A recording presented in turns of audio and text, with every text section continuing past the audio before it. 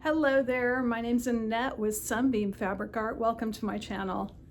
Last week I asked my husband if he could give me one of his old shirts and then I can maybe deconstruct it and make myself a quilted coat. I made a quilted coat for my son and I've been wanting to make one for myself too. So this is the shirt he has given me.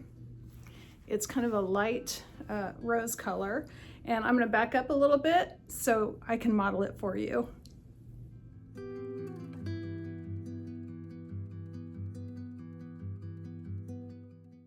The place this shirt fits me the worst is the armpits and the upper back and shoulders.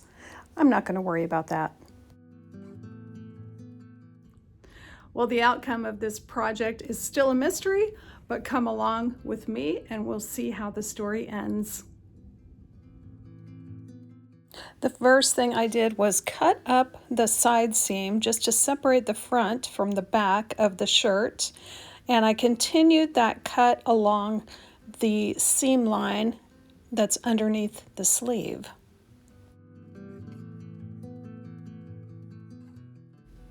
I also took the time to cut the cuff off of the sleeve. Those sleeves are plenty long enough for me without that cuff.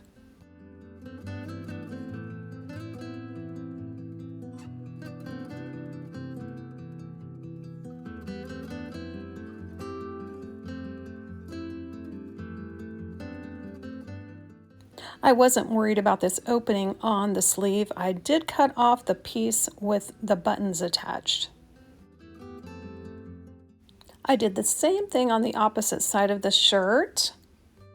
I was hoping that I would be able to leave the sleeve attached to the rest of the shirt and quilt it as one piece.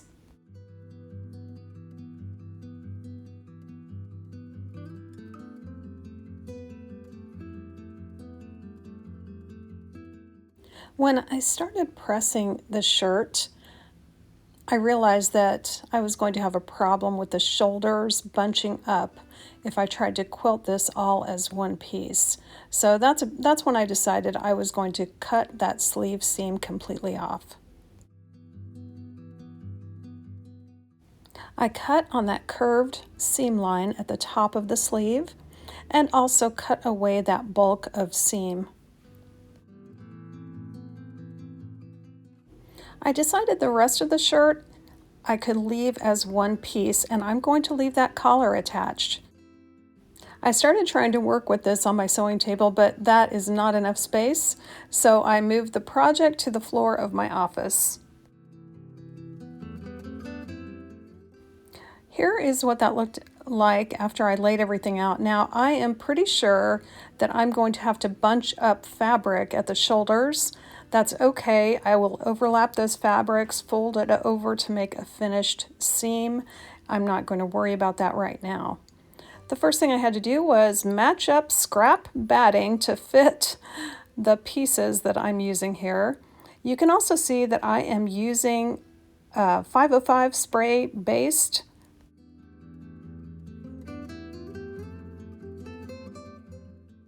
If you follow my channel, you're going to recognize the quilt that I'm using for this quilted coat. I still have enough of this quilt that was so huge left over for a small charity quilt. Now I slowed this way down so you can see what I've done here. I've laid out the quilt because it has a line going through it up and down. I want the lines to go up and down on my coat. So I'm kind of scooching the buttonhole area on the front together so I get a nice straight cut, but then I am bunching up at the shoulders because I know I'm going to have to overlap my shoulders.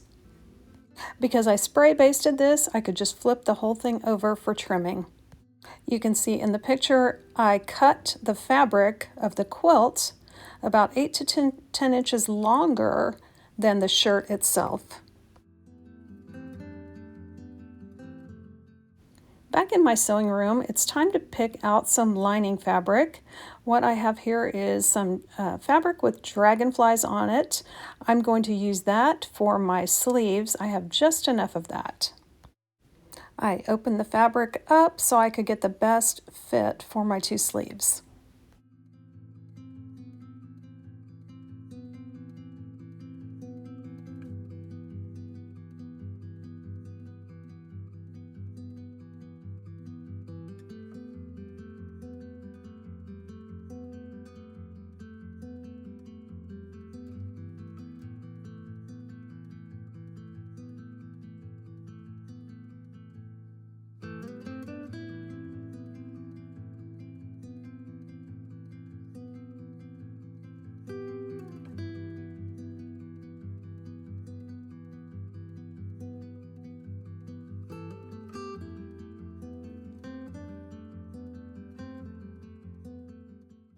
Since I don't have the spray based for the lining, I went ahead and put some pins to hold everything together. I cut out the lining for the second sleeve the exact same way and put a few pins in that as well. I had a really nice peacock panel I wanted to use for the back of the shirt on the inside. I slowed this way down so you can see what I'm doing. I'm turning over that unprinted edge of the fabric and I'm pinning it in place to the back of the shirt. Now remember, we're going to be bunching up some of the fabric from the front or the outside of the shirt. I left extra room at the top of the shoulder to be able to turn edges under and get a finished edge. I'm going to have to do the same thing on the inside of the shirt, adding extra lining to cover that shoulder area and folding the edges over to make a nice finished look.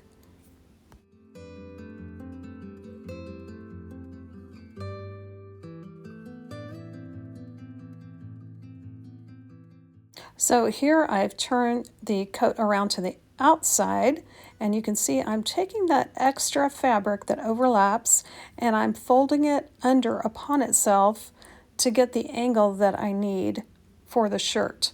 Where the front of the shirt attaches to the back of the shirt, it's not a rectangle, it's not a straight line. The front of the shirt angles off a bit.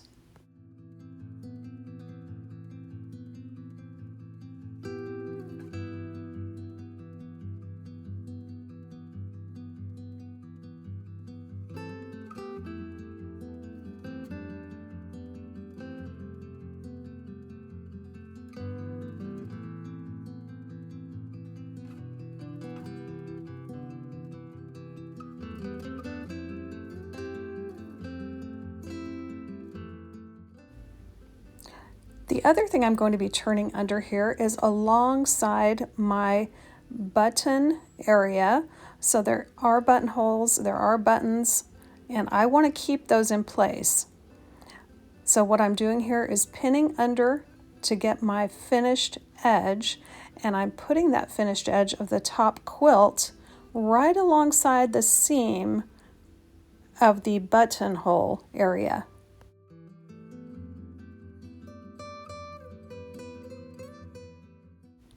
Now I also decided to go ahead and cut the fabric at the shoulder seam, and I placed one section underneath and the back section came over the top and got folded under to make that finished look.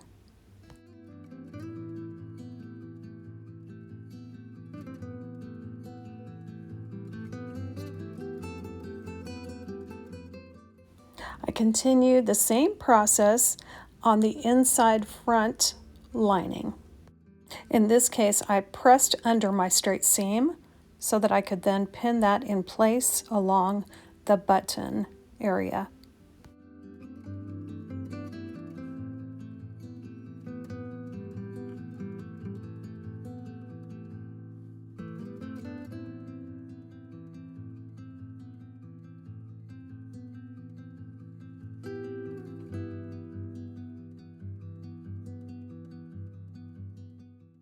I don't have a mannequin, but it did help to hang the coat on a hanger and do some of the pinning like that.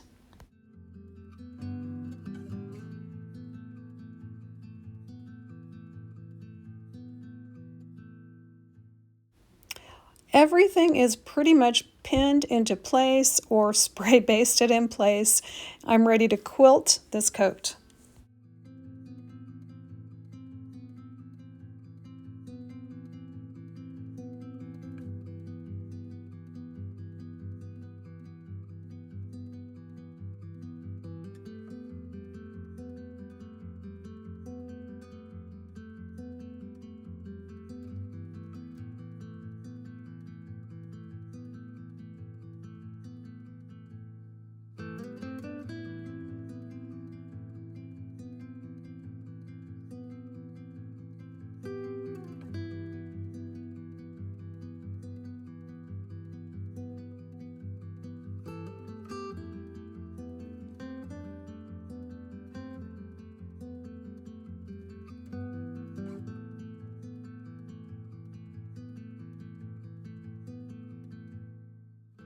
When I got to the end of the pink button section, I kept sewing along to make a nice finished edge for the entire length of my coat.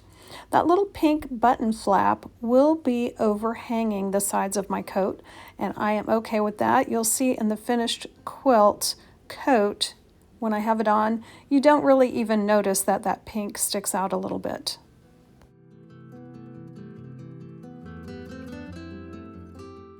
Here's a little close-up of the straight stitch that I used here.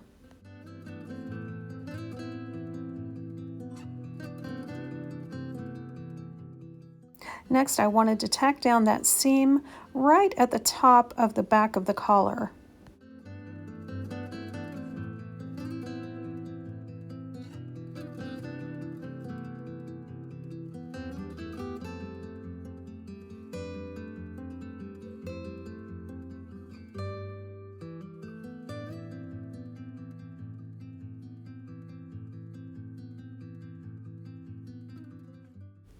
Next, I tackled the shoulder top on that same side.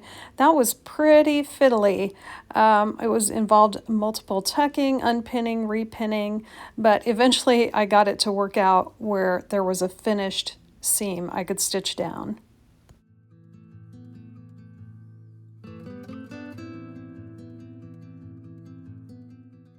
Next, I went to the inside of the coat and stitched down that seam at the very top of the back panel. I continued working around the outside of this coat, getting those straight seams all done first. When I got all the straight seams and the shoulders done, then I went back to the quilt front and I started using a decorative stitch to quilt.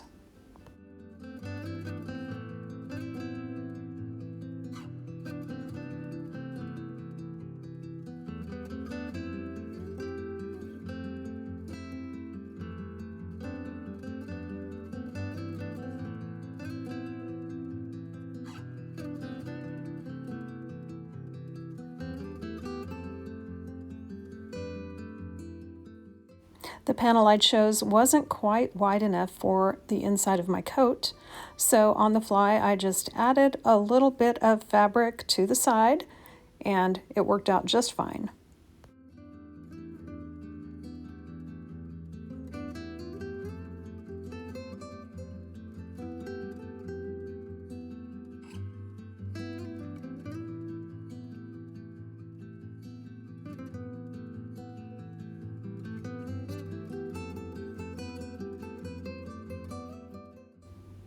Now that I've got the front and the back of the coat quilted, I'm going to go ahead and put the front and the back seams together.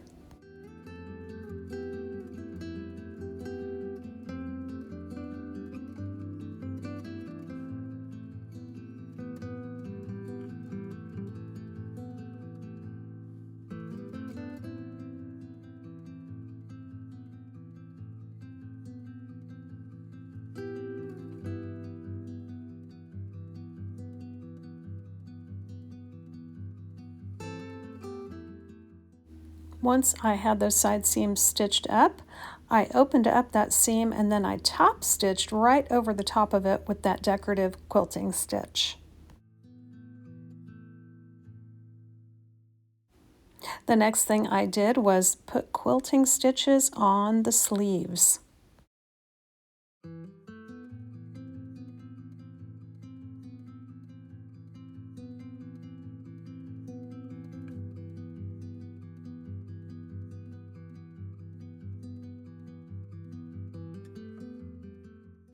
I pinned the sleeves in place, right sides together, and stitched up the seam. I stitched a straight seam first, then I trimmed very close to that seam and went back over it with a blanket stitch. Now it is time to put these sleeves together with the armholes. Don't do what I did. I clipped my sleeve wrong sides together with the inside of the coat. I needed to clip my sleeve in place right side together with the outside of the coat. Luckily, these sleeves are roomy enough. I mean, this is going to be a coat. I will probably have a sweater on under it, so I'm glad the sleeves are nice and roomy, easy to turn right and wrong side out.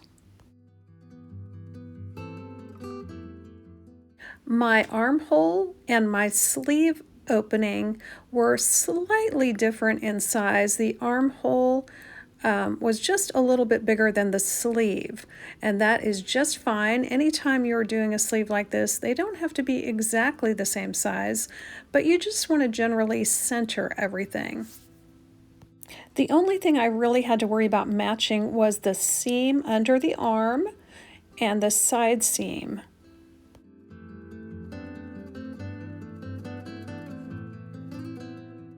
I spent a lot of time clipping these sleeves. I'll give a breakdown in the description of how long each part of this coat took me. I followed the exact same process with sleeve number 2.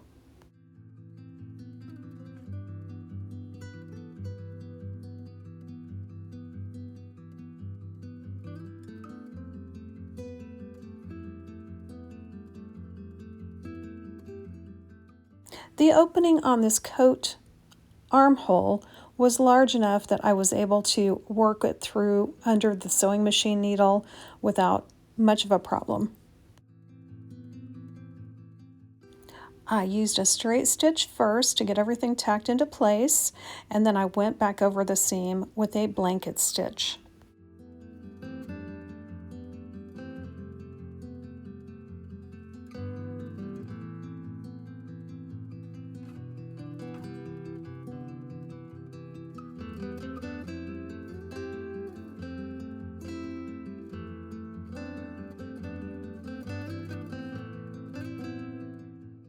Well, the coat is starting to look like a coat. I could actually wear it like it is now, except we've got some rough edges to deal with. We've got the ends of the sleeves to worry about. We've got the hem to worry about.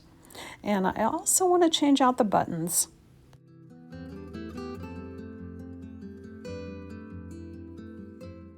This coat has a lot of different colors, and I want to swap these buttons out for buttons that are a variety of bright colors. Once I picked out the buttons I wanted to use, it was really easy to just use a zigzag stitch to attach the buttons in the place where the prior button had been. I did break my needle once because I forgot I was going from a straight stitch to a zigzag stitch, and yeah, that was fun. And after about the 4th button, I remembered that I have a special foot just for putting buttons on.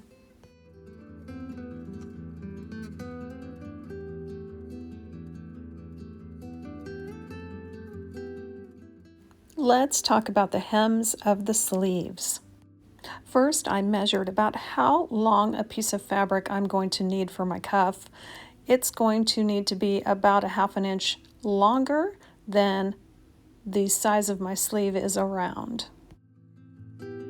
I'm going to make 2 of these cuff bindings at the same time. I'm cutting them to the right length. While I was at it, I checked to make sure that I had enough of this 2.5 inch strip sample left over. It's long enough for the hem of my coat as well. The first thing I'm going to do is put my little strips for the sleeves right sides together and stitch them into a circle.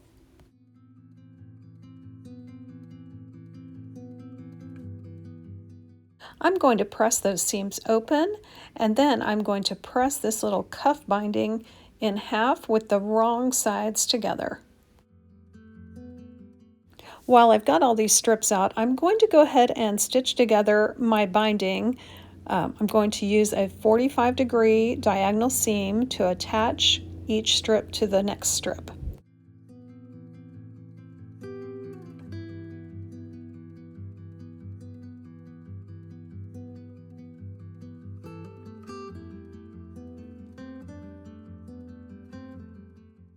I'll get those triangles all trimmed off.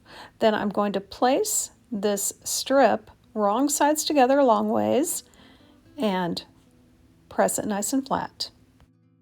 I've got plenty of length here for the hem of my coat, but first I need to straighten out that hem. Initially, I just trimmed 1/2 of the hem, but when I went to match up both sides of the front, that side was too long.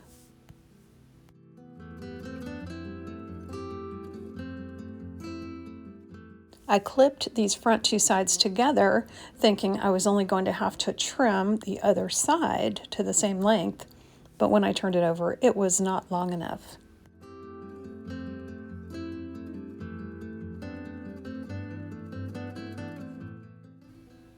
So when I lifted the flap up here, you can see I'm way short. I'm about 2 inches too short.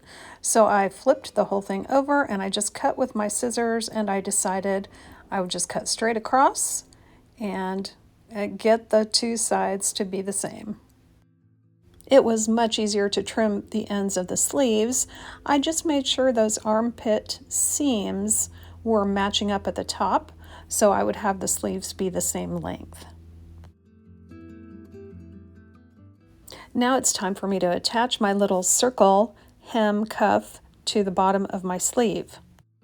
I've got the raw edge of the cuff aligned with the raw edge of the sleeve, and I am going to stitch those on the inside of the cuff. I figured out pretty fast that I needed to pin this cuff in place.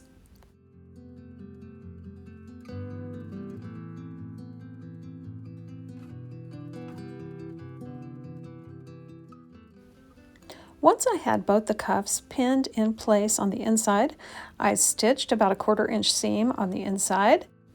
Next, I flipped that cuff binding around to the outside of the sleeve, and I clipped both sleeves in place.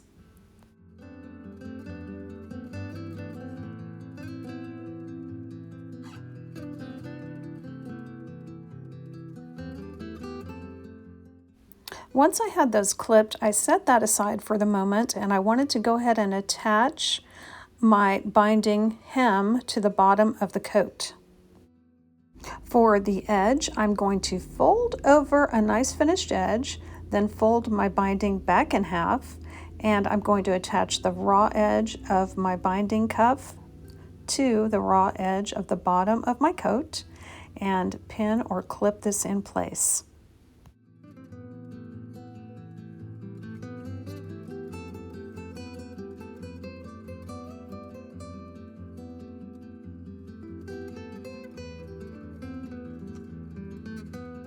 When I got to the end, I cut off a little bit extra. I folded it under, folded the binding back in half, and pinned that down. Next, I stitched down that hem binding. Once that was done, I flipped it around to the outside of the coat and clipped it into place.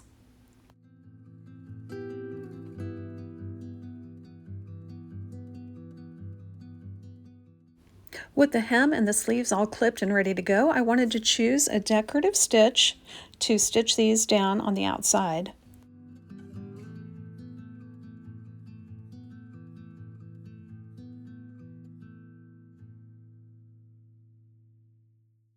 Once I had the stitch picked out, I stitched the cuffs down to the outside of the sleeves and the bottom hem to the outside of the coat.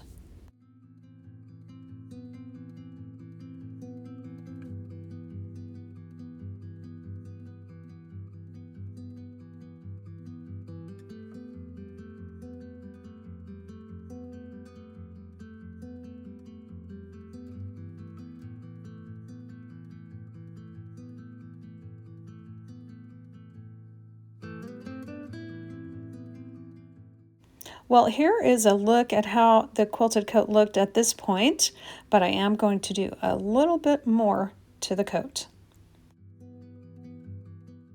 I decided I wanted to add one nice big pocket on the inside of my coat to slip my cell phone into. I folded a fat quarter in half, and then I stitched up one side and turned it back right side out. I pressed it pretty flat. I'm going to put a contrasting color at the top of this pocket, so I'm not worried about that raw edge. I folded what I had here into thirds. I'm going to put that contrasting color at the top of the pocket, and then I'm going to stitch down 3 sides of the pocket to the inside of my coat. Here's how it looks after I pressed down my thirds of my folded fat quarter.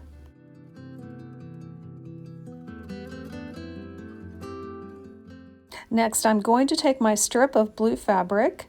It's already been folded in half for binding, but I'm going to fold over each end so that it's exactly the length of the top of the pocket. I'm going to press it nice and flat. Then I'm going to, just like I would bind a quilt, stitch it to one side of the pocket. Then I will flip it over to the opposite side of the pocket and stitch it down with a decorative stitch. Here's how that pocket contrasting strip looks after I pressed both sides in.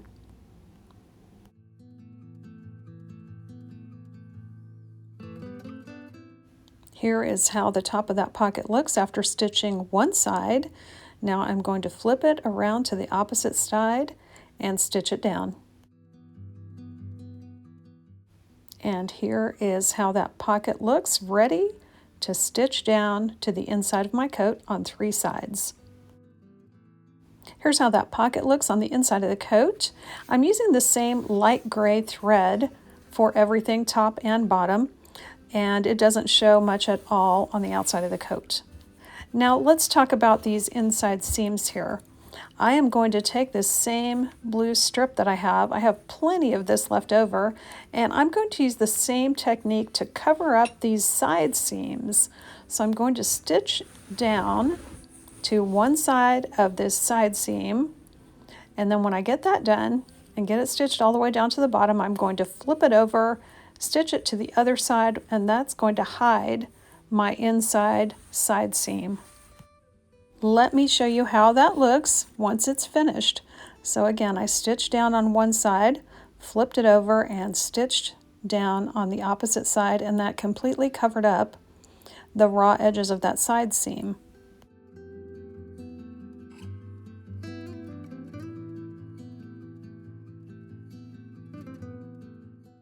That is as far as I went with the inside finishing. It wouldn't be very hard at all to make this coat completely reversible by finishing those armhole seams the same way. And you'd also have to top stitch something over the inside of the collar. Here are some more looks at the various seams and stitching on this coat.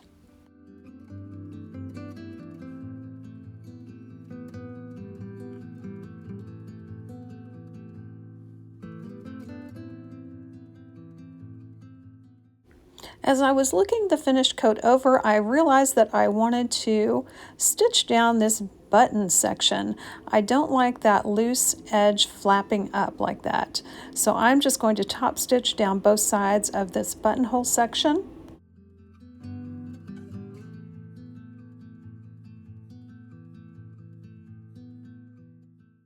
This coat was a lot of work, but using a shirt as a pattern made things a lot easier. Also, I did like the way I kept the front and the back of the shirt one piece and then dealt with the shoulder overhang later on. I can't wait to wear this coat on my next quilt adventure, and that will probably be at QuiltCon. So if you're in Raleigh, North Carolina for QuiltCon 2026 and you see me and my coat, definitely stop and say hello. Thanks so much for joining me today, and I hope to see you back again real soon.